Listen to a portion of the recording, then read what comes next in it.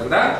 Entonces, ¿qué dice? ¿Cuál era la predicación? Enderecen en el sequedal una calzada para el Dios nuestro. ¿Cómo así? ¿Cómo es esa calzada? Tiene dos características. Todo valle sea levantado. Es decir, personas que hayan sido oprimidas, humilladas, que estén con depresión, lo que sea, son el valle. Y que dice, y toda montaña y colina sea bajada. Es decir, que los altivos y arrogantes tienen que ser alineados. De tal manera que quede aquí un solo pueblo homogéneo. Ah, ya, o sea que todo valle, yo sí no entendí, que todo valle sea alzado. Claro. Y luego dice, y bájese todo monte, pero entonces ¿para qué va? Claro. No debería el valle. Para que veas tú. Sí. Que si tú rellenas el valle y bajas la montaña a un nivel, llevarlo al nivel. claro, llevarlo a nivel. A la medida de. A la medida de. Como dice el Evangelio, a la medida de la plenitud del Mesías. Es correcto. Es Para que seamos hechos semejantes a Él. Claro está. El que esté por debajo va a ser llevado a donde Él va. Y el que esté por arriba, muy arrogante, muy altivo, va a ser bajado. Y te queda la senda. Entonces el pueblo, por eso decía Pablo, todos tenemos que llevar a una unidad. No puede haber gente aquí altiva, ni gente que tenga como esa cuestión bajo estima o autoconmiseración. Ay, pobre mío, tal, que el karma, no, nada de eso. Y no existe nada de esas cosas. Ay, que pecados generacionales, tampoco. Olvídese de eso. Si, como dice, donde está la presencia de Mashiach, hay libertad. Y esa libertad implica que los valles sean rellenados y las montañas sean bajadas. Para que quede una calzada para el Dios nuestro. Eso es impresionante, ¿verdad? Fíjate tú, eso implica la consolación, que tú seas bajado o seas subido de donde estás, para que quedes al nivel de Mashiach, para que por ahí transite Dios, para que por ahí pase Dios. Dios no puede pasar por medio de gente altiva y arrogante, ni tampoco por gente que ande deprimida por todo, ¿ya? Porque no va a ser así. Él quiere un pueblo que simplemente fluya, equilibrado, ¿ya? Ahora mira lo que dice. Entonces será lo cóncavo, o sea el valle, ¿verdad? Será lo cóncavo por línea recta y los pedriscos, o sea los altos relieves, por plano, por planicie.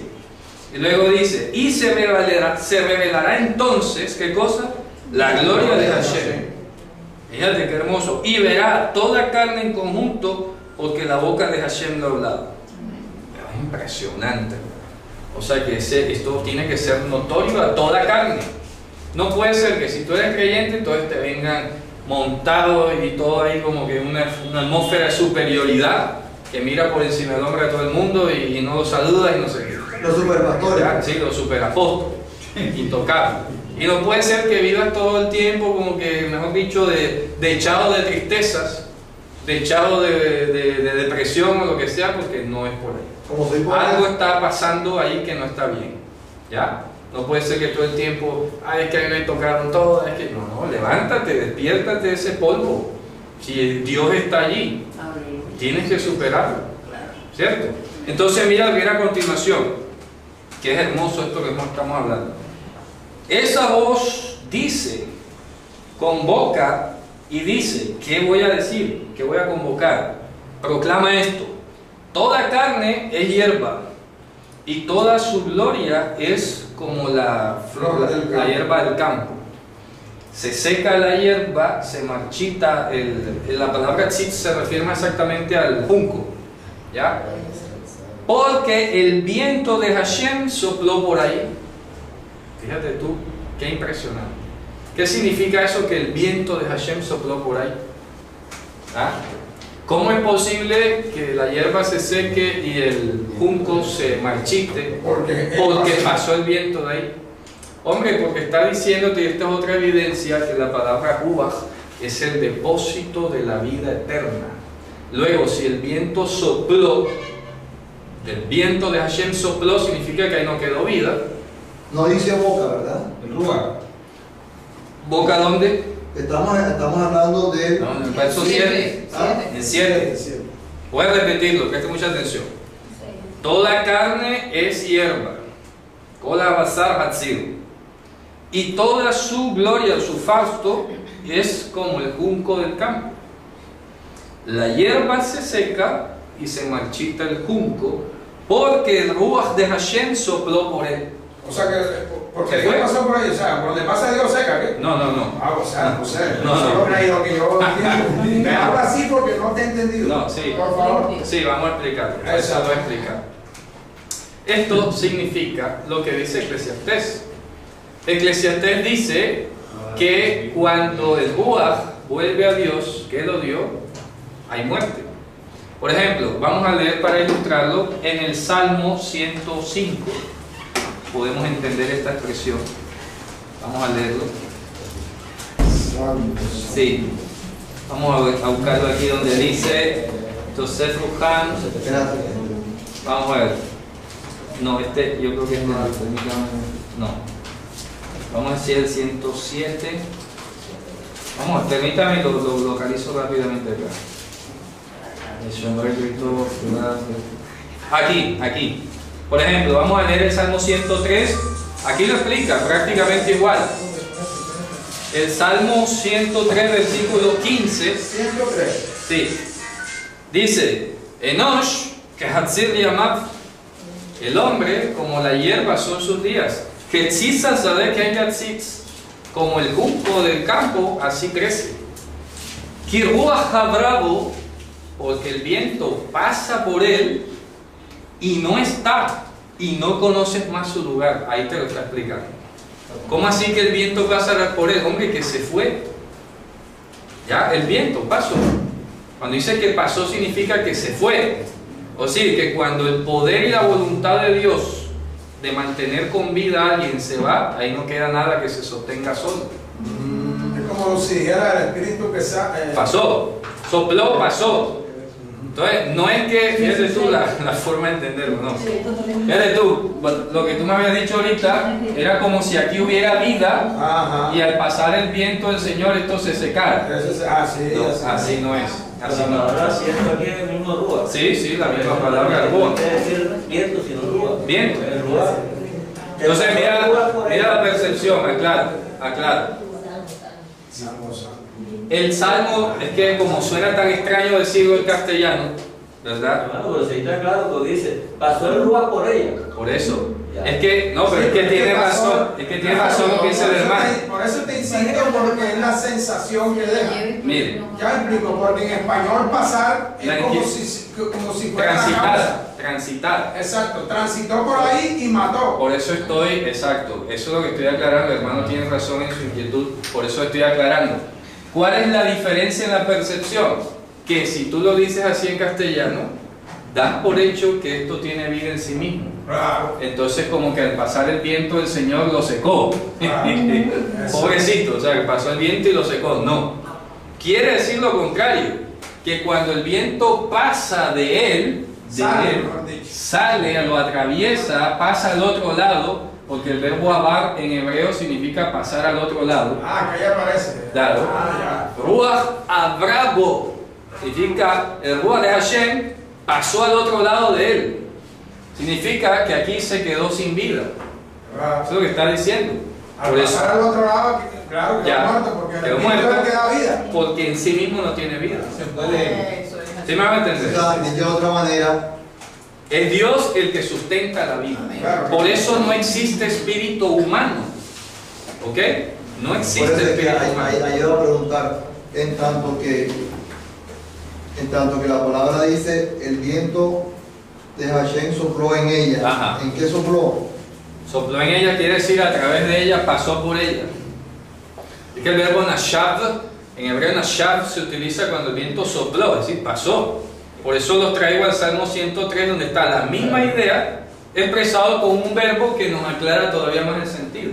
Pasó al otro lado, ya, se fue. El versículo 15 lo está diciendo, el hombre es como la hierba. Ajá. O sea, igual. Abajo lo que está explicando lo que ya igualito, es el mismo pasaje, solo que en los Salmos. Y este verbo nos ayuda a entender pues con mucha más. Es decir, que el hombre no tiene vida en sí mismo, y si pasa todavía lo que le da vida, pasa al otro lado, que es lo que es el viento como la vida. Por eso es que dice que se seca como la hierba y se marchita como el junco. espíritu humano se vaya para el cielo cuando murió. Y allá sigue consciente y sigue viviendo. Entonces tenemos que decir, ese concepto, esa filosofía, daría para pensar que el hombre tiene vida en sí mismo. Correcto, correcto, y eso es gnóstico. Que no muere. Eso es gnóstico.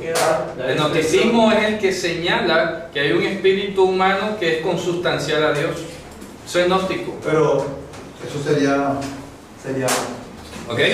Eso está en la deidad del Mesías 1, 2 y 3, claro. Ya eso lo explicamos, claro. Asumimos que todos entendemos ese concepto.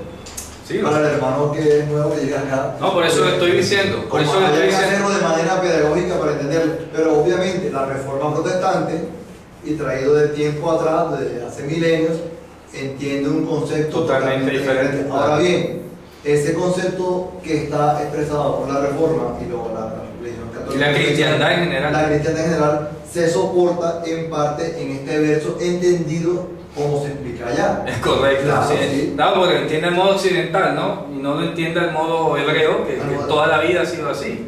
¿Ok? Por eso es que en el mundo judío del siglo I el ser humano no tiene ni alma ni espíritu. ¿Ok?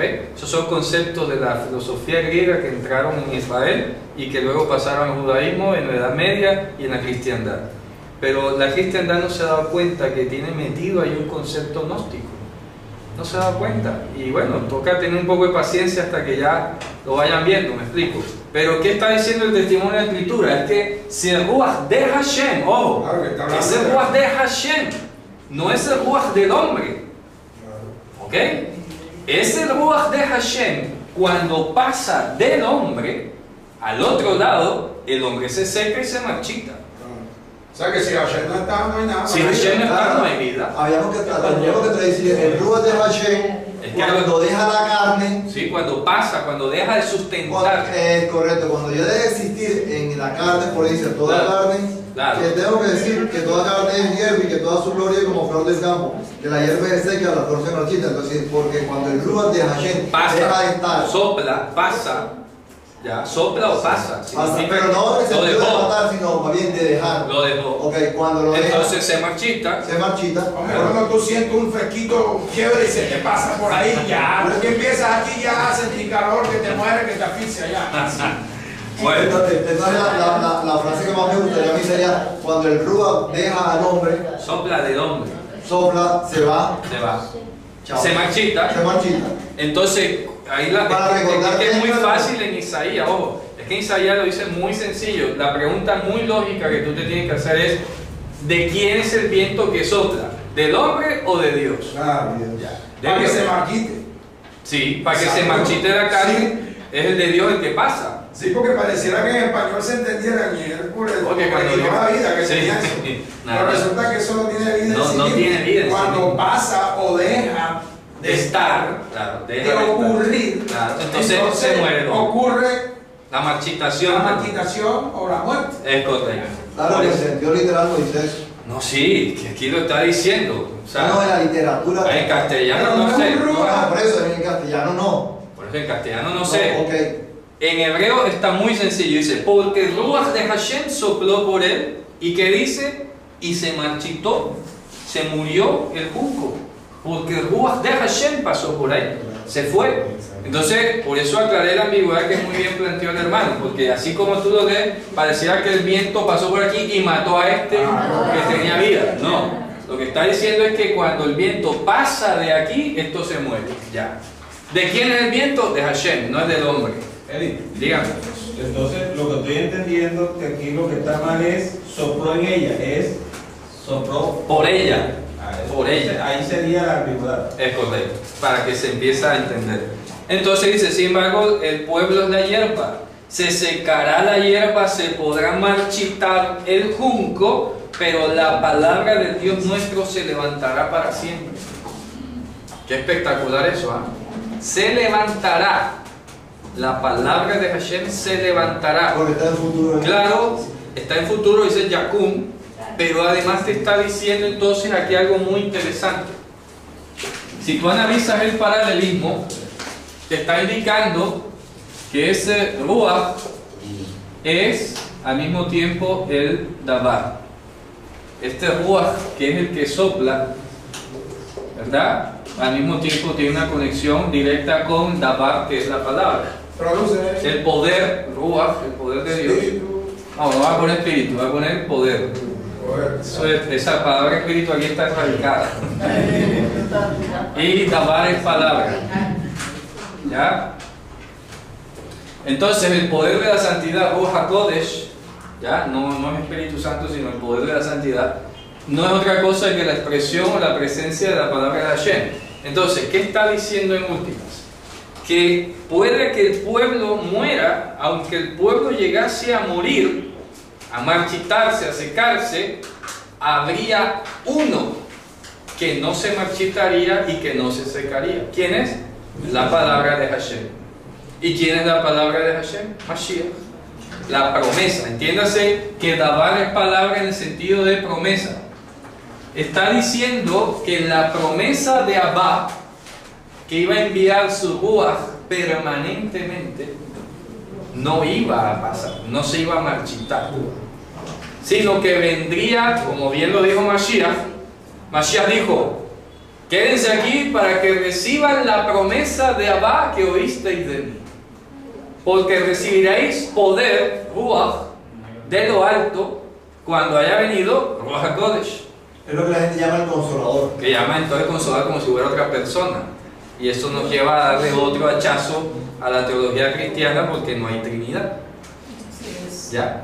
Y así se va desmembrando, entonces se cae el alma, se cae el espíritu, se cae la Trinidad, se cae un montón de cosas que ha construido la cristiandad con base en una percepción no judía de las cosas. O sea, vendrá el consolador, no hay que ir a ver otra persona. Es correcto, es que dice: vendré a vosotros, yo, el consolador, yo soy Menahem, el consolador.